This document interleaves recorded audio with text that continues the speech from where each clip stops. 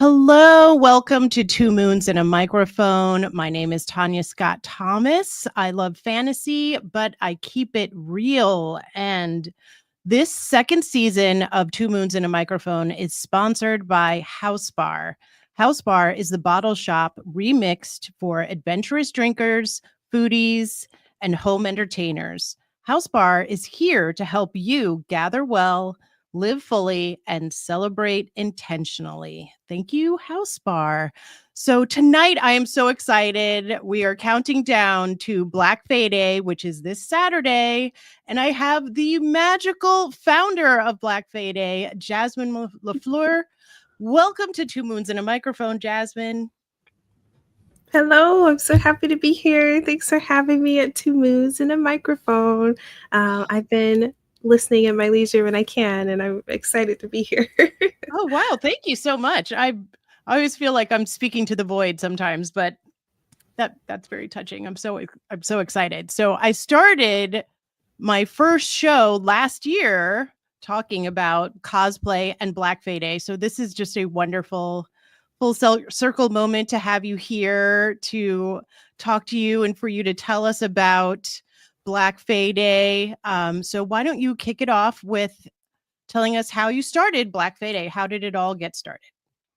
Okay, well, Black Friday started out with a tweet. I had saw some of the magic that happened with 28 Days of Black Cosplay, which it was a hashtag movement that happens every February where cosplayers post their looks throughout Black History Month, and they celebrate Black nerds who just love cosplay, comics, and nerdy things like that. And I get really bad like seasonal depression, and I feel like that's the one thing that I was looking forward to during the pandemic lockdown, because it was also during then. And I'm like, oh no, it's over. And in March, I had tweeted, I was like, I really would love this, but for fantasy. I'm always inspired by, the cosplayers, and I just want to dress up and be magical and see us all magical for like a day. And I saw it shared in one platform, and then it was shared on another, and it just kind of spiraled from there, which led to like Facebook groups. And all of a sudden, the hashtag blew up, Black Fae Day, on May 8th, 2021. And I've sort of been kind of organizing my online community ever since to celebrate every year annually. So this will be the fourth year. We've been doing this since 2021. And I'm just thrilled to keep exploring and celebrating with the community this coming weekend. Oh, it's so great. So Black Fae Day has really evolved from just this online event to real life in-person events. So can you talk a little bit about the official Black Fae Day gatherings that have been happening all over? Oh, thank you, Jacob. He says, congratulations. Well, so after the initial Black Fae Day, we were just barely coming out of lockdown. So we had a lot of park meetups, which was really fun, frolicking in the park. But people really wanted a gathering place that was like official. They were like, well, we want you to host something. Can we plan it? And I thought, sure. And so the first fairy tale gala that I had was called Land versus Sea. That was the theme. And I always try to provide a theme so that if you're new to cosplay or fantasy or anything like that, you kind of have a landing place where you can just start exploring and creating. And so Land versus Sea was the theme. And we booked a venue, a Black-owned venue in Atlanta. And they had a pool, they had beautiful gardens, and it was perfect. So I had mermaids and knights and all kinds of magical beings gathered. And it was such a hit, and people thought, oh, we have to do this again. I had a second fairy tale gala. This time was in Texas in a castle called Rockwell Castle. and it was so beautiful. And we had fun. We had fairies twerking on stilts and all kinds of magic happening. I But it really saw. was a community effort. Everyone pitched in, from performers to event organizers and planners. Decor was done by volunteers and sponsors. So I love seeing all the pieces come together, just from the community. And it's always been really special. And so now we have what's called the Family Reunion promotions, where no matter where you are in the United States and abroad, if you let me know that you're planning something, I try to help promote it so that people in your area can come and they can have a space to celebrate as well. So that's what I've been working on. We're having whew, I want to say, well, some of the events started last weekend, and this weekend is like the big hub, since it is on the holiday weekend. And I think about 10 or 15 events are happening simultaneously this weekend. And I'm really excited to see all the magic that happens. It's just so incredible. It's just so inspiring. When I read about it, and I think I have to give props to David, the ElfQuest social media manager, because I think he shared. I think it was either an article about it, about Black Fae Day on the ElfQuest social media, and I think I read it there. So that's how I learned about it. And so shout out to David. Hi, David. Thank you, Because David. yeah, as soon as I read that article, and you were just talking about how you wanted to just see more representation of brown skin and Black people in fantasy. And I think it was around the same time that there was, I don't know, some hoopla either about the Lord of the Rings show, and there were some Yeah. black elves, or I don't remember what people were mad about, but it was like they're whatever. I was just so like, it just resonated with me so much, and obviously it resonates with so many people because it is just gained so much popularity, and I just see it growing and growing. And I love all the posts, I love all the videos. I mean, the events look amazing. I'm a little bit of an inside person, but I love to appreciate it from afar and definitely help spread the word about it, because it's just so important to have these spaces where people can, be their magical selves or their true selves, because I think you said something on another interview that you were like magically hindered or repressed or Yeah. by your parents. Just magically suppressed. Suppressed.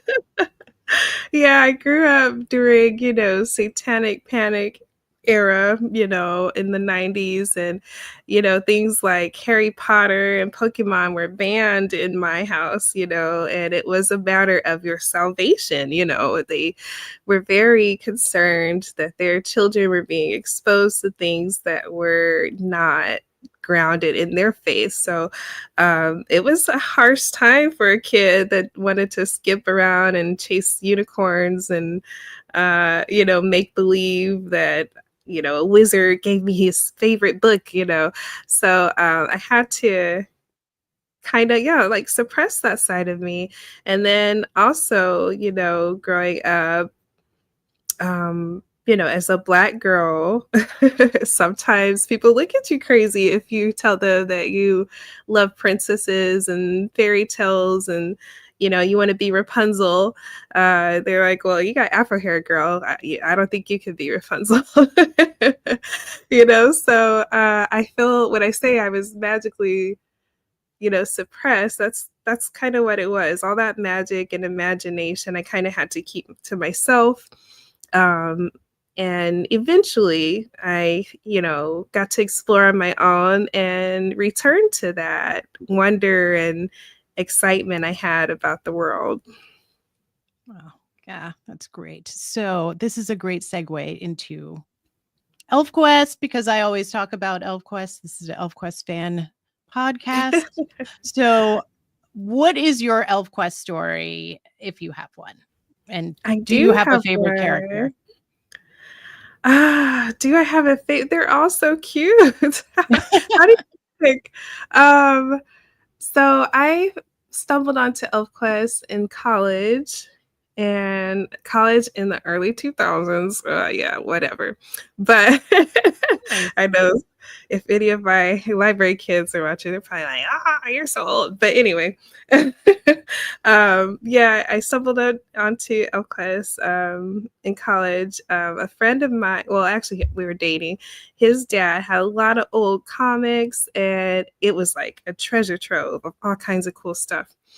And I found some elves, and I was like, ElfQuest, what's this? And so he had some, single issues, and nothing was in order. So I would picking through and like try to figure out what was going on, but I became obsessed. And so he knew that, when I was coming over, I was going to want to ask, where's the box? Where's the box with all the one shot comics? And so that's how I stumbled on ElfQuest. And later, during like a comic book, like free comic book day, I had saw a single volume with some of the issues all collected together, and I thought, oh wait, I could possibly read the whole story. And so I started looking into where I could get volumes and things like that, and I felt like it was like my secret needle in the haystack kind of searching for those comics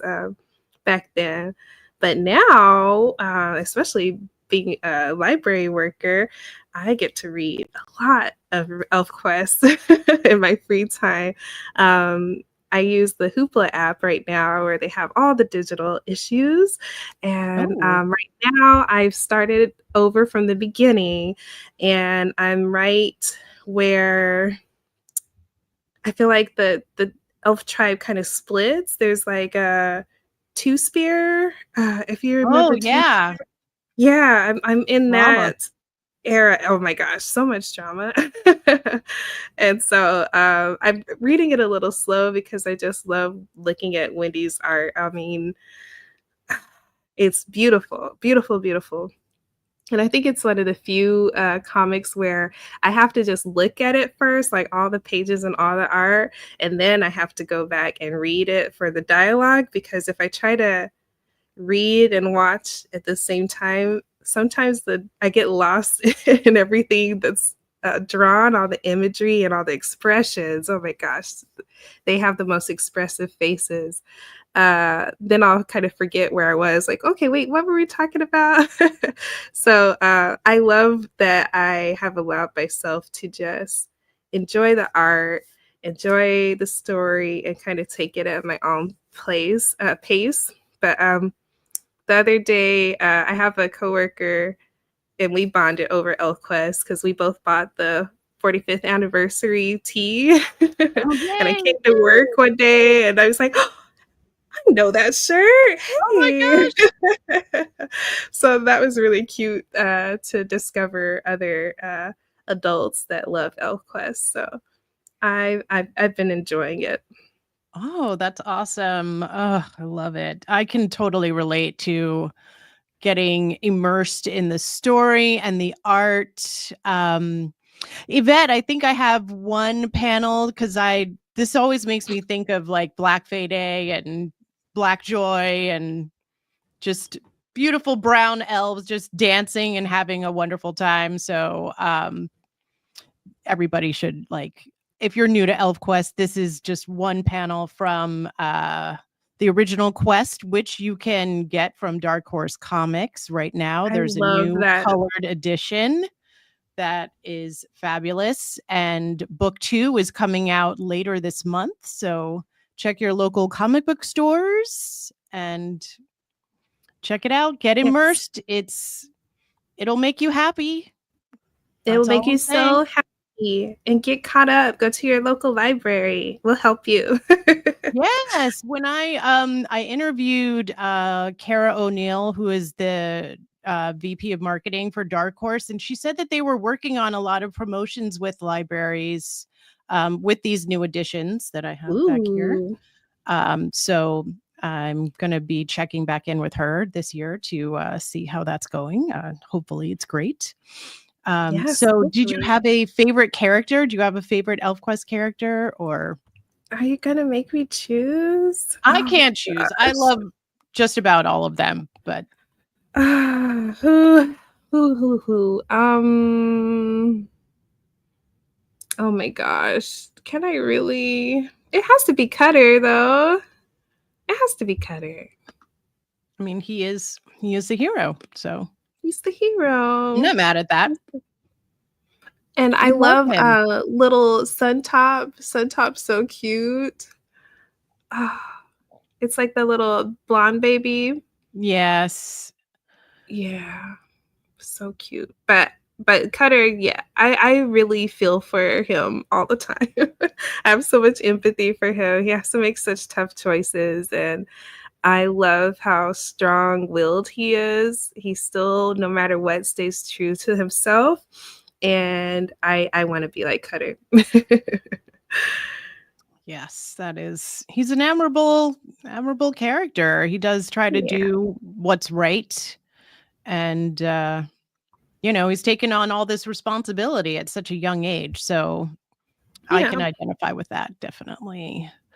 But yeah, I can't, it's hard for me to choose like a favorite character. I think it kind of changes as I get older. I mean, I've been reading it since I was 15. So I'm in my 50s now. So it's a long time. So I've definitely grown to love some characters that I didn't like so much and, mhm, appreciate the different facets and just the way that the story has been crafted over all of these years. It's just amazing to me. I just love it. So that's why I yeah, talk about it, because I got inspired by you. Like you would just want to see, more people of color proud about their nerdy interests and to, celebrate them and be more visible about it. So I Oh, have you to thank, also and the oh Sci-Fi Sisters.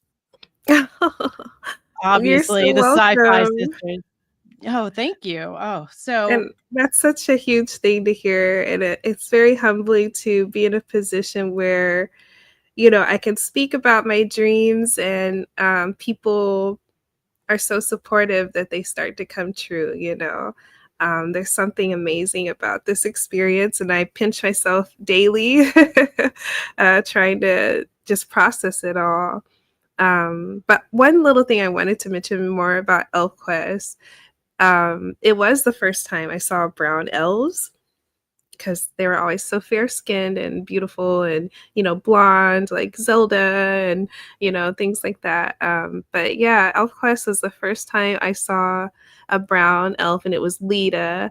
And I was mesmerized. I was like, wow, she's so beautiful. Look at her big eyes and she's gorgeous. And their romance, oh my goodness, it just swept me away. I didn't even know anything was possible like that. So I always have a special place in my heart for Lita. I think she's the most beautiful fictional character ever. She's yeah, so we pretty. we just talked about her in my last episode with my friend Shekinah. We did a deep dive into Lita because I think she's kind of been the gateway for a lot of us, like little black girls that wanted to be like magical creatures. And, just seeing her in the pages just kind of helped us visualize that these things are possible, and they have just as much of a place in the fantasy world as anybody else. So Yeah. yes, big ups for Lita. So I And wanted to, Simone. Oh, yes, Simone was talking about the Dungeons and Dragons, you know, involvement with the Satanic Panic too. yes, I Yeah. only heard I about this late, like Oh semi no, it recently. was I bad. I remember, telling my parents that I was gonna play Dungeons and Dragons with some friends, and they were like, "Absolutely not. That is demonic. You cannot do that." And I'm like, "We're gonna play make believe and beat up goblins and dragons." No, there's no way. And I'm just now, like in my adulthood, getting to explore Dungeons and Dragons and other tabletop RPGs because, there's some childhood trauma there. Oh, wow. Yeah. There is an ElfQuest RPG that is coming out later this year. Ooh, I'm It's gonna have to grab it.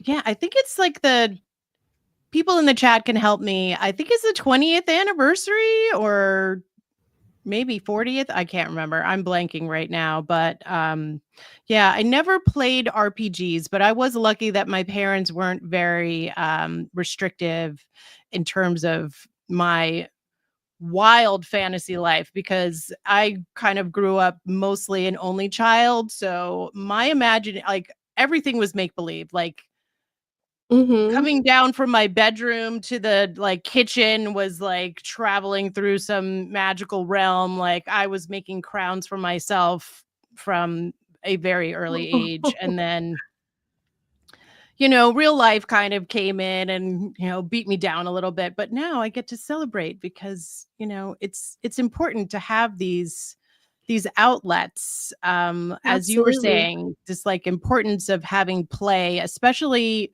for Black women, because the world is very inhospitable sometimes for us. So we have to find these spaces where we can kind of unburden ourselves and just to be really, which Yeah, it just absolutely.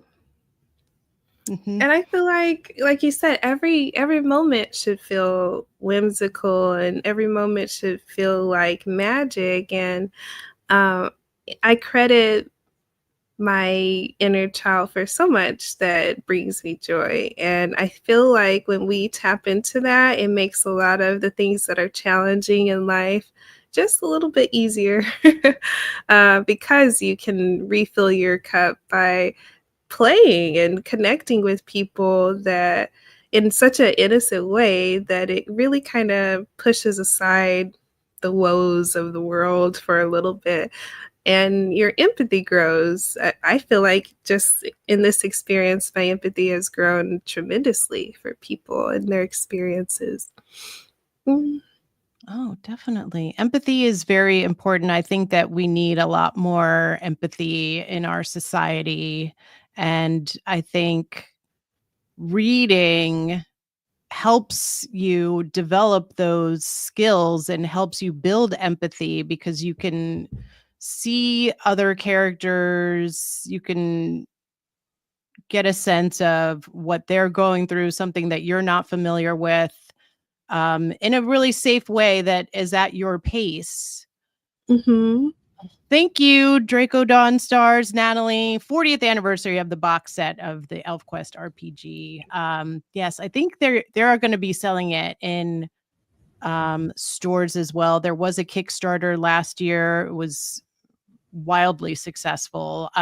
People are rabid for ElfQuest, which is why I am always out here trying to get more people to read it because I think it is so worthy of all the attention. And this is not to put down any other fantasy franchise. I just think that it is so deserving of attention and it gives all of us so much. And I just want other people to be able to, Absolutely. enjoy Yes. it.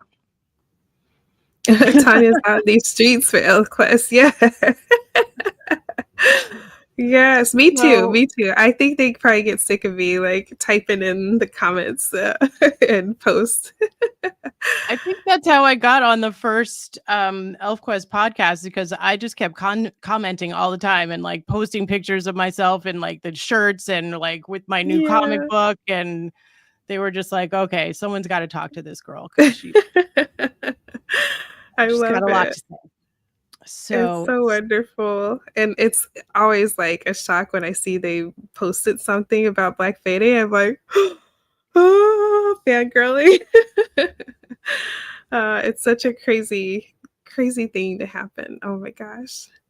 yes, But I mean, yeah, I feel like the story of ElfQuest, the art and the representation and the diversity and like the characters' experiences and personalities really kind of helped me escape to a place that almost felt familiar, you know, and that was one of the first times that I felt like this feels familiar in literature in general, because, you know, when you're reading The Odyssey and Wuthering Heights and Jane Eyre, as wonderful as those classics are, they're so far removed from my own experiences that I thought I just didn't fit in literature. I didn't have a place in fantasy. I didn't have anyone that would cater to things that I found interesting.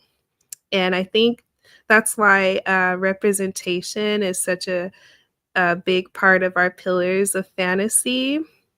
And Black Fae has 5 pillars of fantasy. There's representation, of course, mental wellness, community, artistic expression, and griots of fantasy.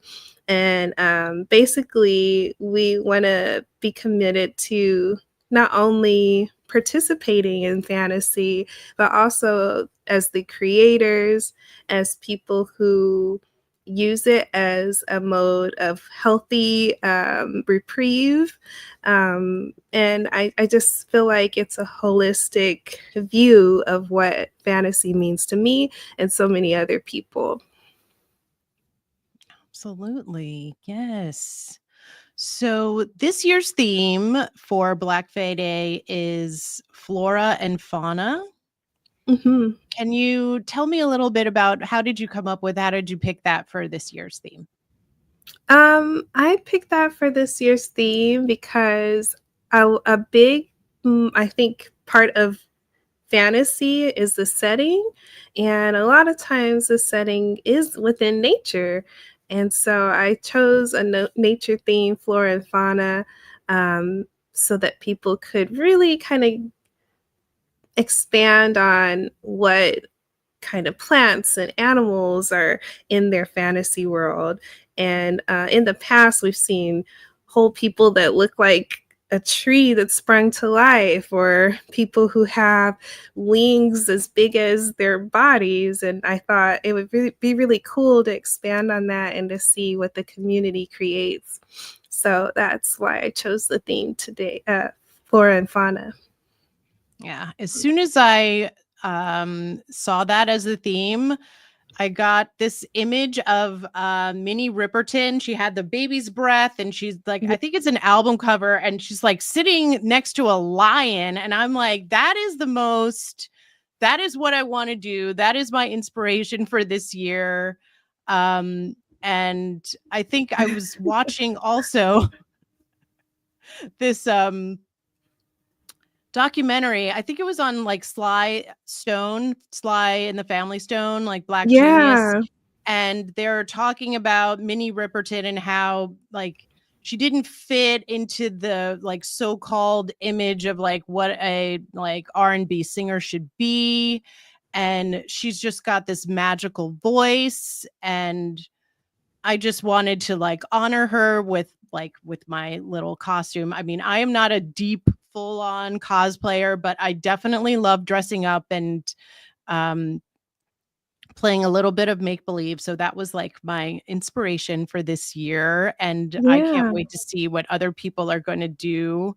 Um so you were traveling to Oregon this year for this big event for Black yeah. Friday. Can you talk a little bit about that and what are you going to I wear? can. And I want to backtrack a little because I did notice your baby's breath and immediately thought of Minnie Riperton and how magical she is, and her voice is like a siren. She's so wonderful. And I would consider her a griot of fantasy. I think 'Cause she so. sure did. Yeah, Absolutely. she definitely made me believe. And, you know, I was talking to others about like hip hop in general. I'm like, well, I mean, you have creators like Andre 3000 and Big Boy of Outkast. They create fantastical things all the time. Missy Elliott also is another musician that thinks larger than life. And so I always encourage people that fantasy isn't always knights, swords, and shields. It can look as simple as, putting flowers in your afro and, just starting there. It's beautiful to create and imagine and take from the culture that's around you. Yeah. But yes, Oregon. I'm going to Oregon for the first time. I'm really excited. And I think that state just embodies this theme, flora and fauna. So I'm really excited to step into this realm of possibilities for this celebration. But we're having a garden party and a ball, and it's produced by the company Novel Escapes. Novel Escapes says beautiful uh, book-based, like literature-based events, and they create their own fantasies. There's role-playing, there's costuming, is everything. Writers come as vendors. They have such a great relationship with local writers, and so I'm really excited to see what we do together for Black Fae Day. Some. And what are you gonna wear? What's your costume for this Ooh. year? So I have 2 looks, and I saw someone in the comments say they had 3, so Ooh. congratulations. I can't wait to see what you post. But I have 2 looks. The first look is gonna be for the garden party. Um, I'm gonna do a play on Brer Rabbit from, like, the Uncle Remus fairy Oh, tales. wow. So I'm really excited. I still have pieces gonna be putting together after this to try to get the headpiece together. But I'm gonna have the rabbit ears with like a crown of some dried like botanical flowers. I've got dried cotton buds and um, daisies, some lavender and things like that. And the dress is kind of like rope intertwined. It looks like almost like macrame. Oh, yeah. Yeah, so it looks very Very organic. interesting. Yes, I'm going for organic and lots of texture that I want to look like I just hopped out of the field, you know. Oh my gosh. So I'm really excited about Brer Rabbit.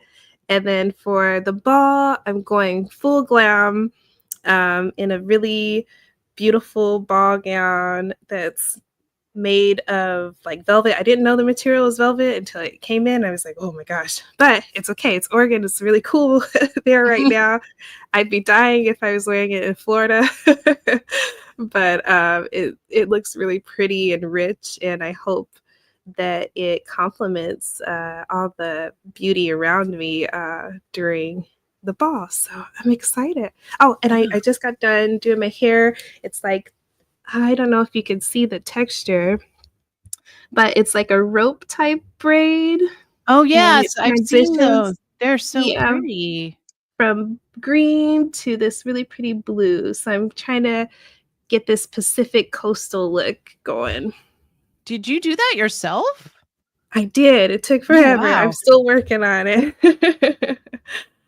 I did, I used to do, like, the yarn twists, for my daughter, and, oh my god, it would take so long, and my hands would get all, like, pruny, and we'd watch, like, all the princess movies and Disney Yeah. movies, like, while she would sit there and I'd be doing her hair, but it always came out fun, so I it was think it's something really fun to do. important. I try every year to do a different natural hair style just to show people that Black hairstyles can be in fantasy too.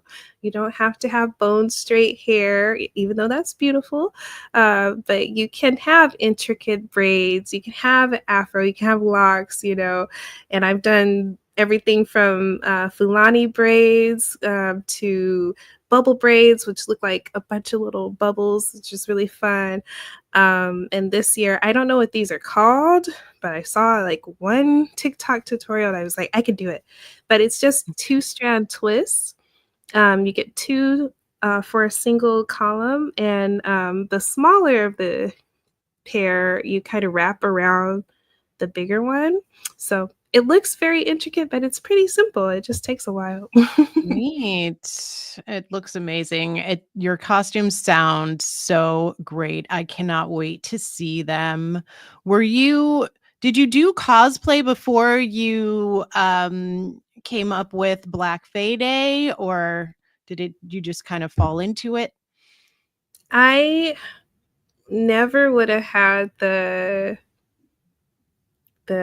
gumption at all to cosplay without having this community behind me.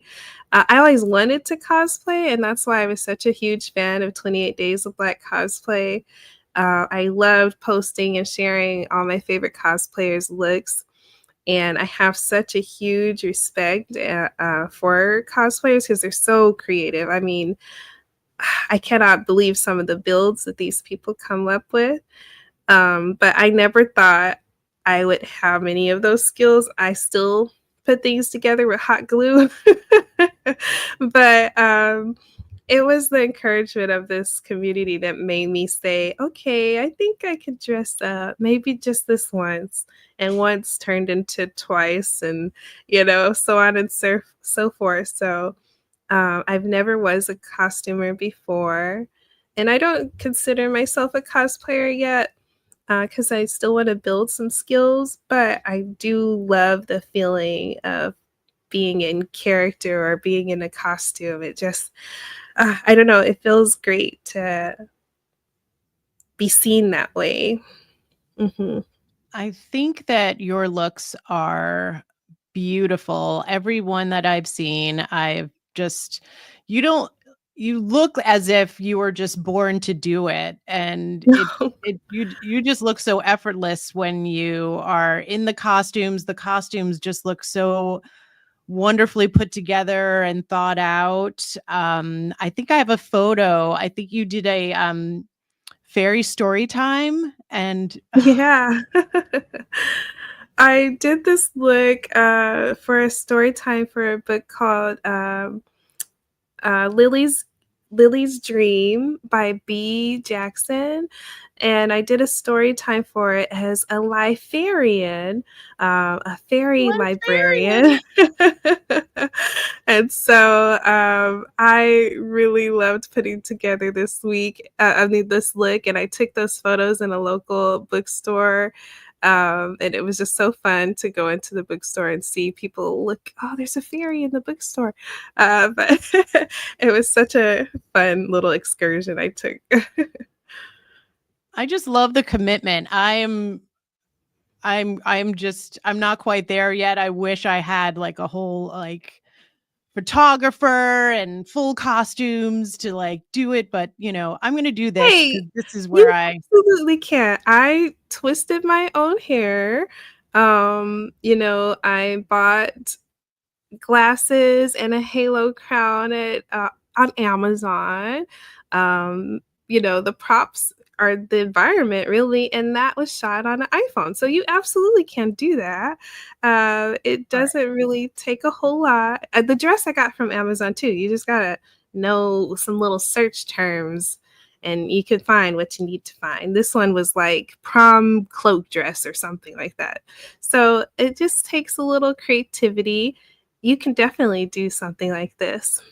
Oh, well, thank you. I'm building my confidence. Every day I'm getting a little bit bolder, and it's going to happen. So but in the meantime, I love to admire all of the looks and the builds that people do, and I have such respect for the craftsmanship and the time and the thought that goes into creating these costumes. And um yeah, I just love them so much. There's some great cosplayers in the chat right now. Vanessa Bloomberg does amazing ElfQuest cosplays. Draco Dawn Stars does too. Natalie Ekman, she did the bread lady last year. She was my first guest for the Black cosplay and celebrating Black Fae Day episode that I did when I started the show last year. And Natalie's been just super supportive of every single thing, and just a wonderful person. So yeah, I bow down to you guys. You guys are really the best. But Yeah, but it's fun. But it is fun to just put stuff on and be pretty and go outside and frolic. And I'm going to be doing this on Saturday. It's also prom, so I have to, be the parent, but you know, maybe I can sneak in a picture while, we're doing prom photos and stuff. Yeah, for sure. Prom is such an amazing time. And thank you, Joel. He says very librarian to know the search terms too. Very Sometimes much we have so. to do some organic intelligence computing. Yes, 100%. So thank you so much for coming on today. This has been such a great conversation. What are your hopes for the future of Black Fae Day? I want to kind of end on that. Like where do Mm. you see this in another 4 or 5 years? I see this in another 4 or 5 years. If I could have it my way, if I could wave my fairy wand and things happen like I want it to, I feel like it would be a national holiday where people can all celebrate. There would be parades down the street like the Macy's Day Parade, and people can just enjoy being themselves, enjoy their culture, and enjoy fantasy because I feel like there's a lot to be celebrated in fantasy in general. And I want people of all colors and communities to know that they can be included, they can create what they want, and your representation will always matter. So I hope that you feel seen and heard if you see Black Fae Day. Awesome. Thank you so much. Thank you, Jasmine, for coming on 2 Moons and a Microphone. Everybody, put on your ears and wings this Saturday for Black Fae Day. Post a picture or go out to a park Yeah. or check the website, which is in the description box to see if there might be an event where you live. Yes. So thank Writers, everybody. write those manuscripts. You got this. Oh, yes, please do that too. Absolutely. Yes. Oh, I was gonna mention Janelle Monáe. She's another, just magical You know what's being. crazy? Yes, she's very magical. And here in Jacksonville, Florida, the last weekend of May, she's performing here for free at the Jacksonville Jazz Fest. And Oh we're my god. having a local fairy meetup for the concert. So if you're Jax and you want to come, we're calling it Jazzy Saturday. You can find the invite on Facebook. So just look up Jazzy Saturday, Fae, and it's in Jacksonville. We're going to meet up. We're going to go see Janelle Monáe for free 99, and I want you to join us. Oh, awesome. That is amazing. Yeah, did you read her book, The Memory Librarian? I own it. I have not read it yet. It's really good. I was blown away. They're like short stories. It's like speculative fiction, very well done. One of the stories was just complete the book, like I had to like throw it across the room because it was so good. I was so shocked by like the story. It was so immersive. So yeah, when you have free time, definitely check it out. It is so good. So I have to stop my nighttime reading under the blankets, and that I feel like I'm going to just slide this before I go to bed into the bed and start reading. okay. Well, enjoy that and enjoy your trip out to Oregon and your Black Fae Day celebrations. Thank you so much for coming. Thank you, everyone in the chat. I love all of your comments. I'm sorry if I Yes. didn't shout out enough of them. I get a little overwhelmed, but thank you so Yes. You much. all were, I read most of them. You all are so kind. Thank you so much for the encouraging words and for chatting with me. Yes. So if you are new here, please subscribe to our channel, like this video, and hit the notification bell so you don't miss out on any of our fun, blurty content on Sci-Fi Sisters Inc. And if you are a brand and you would like to get your brand in front of our loyal, awesome tribe, we would love to have you as a sponsor. So just click the link in the description to learn about how we could work together. If you're a small business or an individual, it's a win-win for both you and the community. So stay tuned for the next episode of Sci-Fi Sisters Inc. on Tuesday. They're going to be talking about Trek Long Island, which is it's a very fun con. Next Tuesday at 9:30 here on Sci-Fi Sisters Inc. And until then, shade and sweet water, everyone. Thank you, Jasmine. Thank you, everyone. Have a